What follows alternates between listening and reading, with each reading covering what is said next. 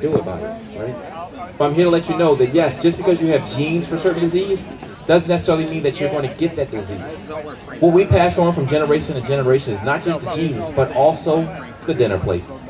Those recipes that we pass it on from one generation to the next, those dinner plates are turning on those genes for disease, right?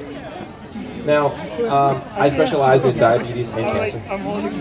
I've been very effective in helping type 2 diabetics reverse their diabetes, and also I've been effective in helping several type 1 diabetics reverse their diabetes. And when we talk about type 2 diabetes, yes, there is a genetic component to type 2 diabetes that we found, and there's a gene called ID1. Whenever you have a chance, you can look into it. So it turns out that the ID1 gene is the link to type 2 diabetes. Fascinating stuff. I read this article and I said, this is amazing. We found out the link to type 2 diabetes. There's a genetic link. And it says in the article, type 2 diabetes is turned on by the ID1 gene, which is turned on by, anyone know what turns it on? Any idea? What turns on the gene ID1 is actually a high-fat diet. Wow. Right? We always like to think it's sugar. Sugar leads to diabetes. No. The gene is turned on by fat. What are most of the foods that we're eating? Fat. Right? Fried foods. The processed foods. All the delicious foods are causing our type 2 diabetes. And on top of that, diabetes is expected to increase by 33% by the year 2030. So more and more people are expected to get diabetes. So we're really not winning the fight when it comes to diabetes. So I'm reading through this article, and it says researchers are now trying to find a drug to turn off the ID1 gene. So I sent them a message. I said, okay, wait a minute. Do you all understand that in this article you just told us what turns on the diabetes gene is a high-fat diet?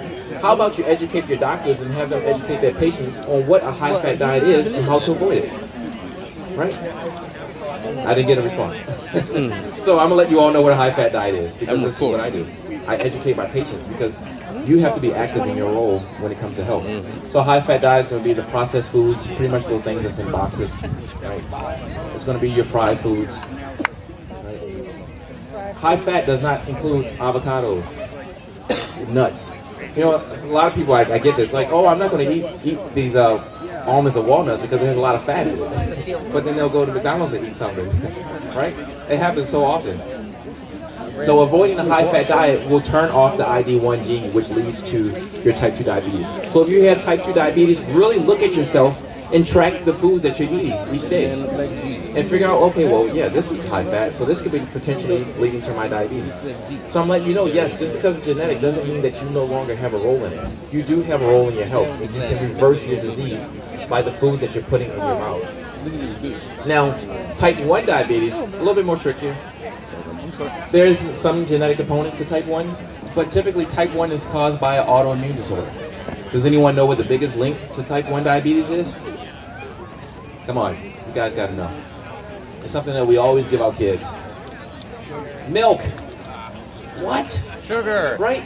Didn't they tell us that we need milk in order to build strong bones? Right? Does the body good? No, it does their pockets good. They make a ton of money by selling us milk, right? But it turns out that there's a protein in dairy. There's an 18 amino acid sequence that the body recognizes foreign, and it starts to fight and attack that protein, right? So it sets up an immune response. Those immune cells travel throughout the body and comes across the pancreas, and it turns out that that same 17 amino acid sequence is found on the pancreas. So it starts attacking your pancreas, thinking that it's the milk, which can potentially lead to type 1 diabetes, right? So, again, you don't need milk. You don't need milk to build strong bones. We found out that the whole thing of drinking milk for strong bones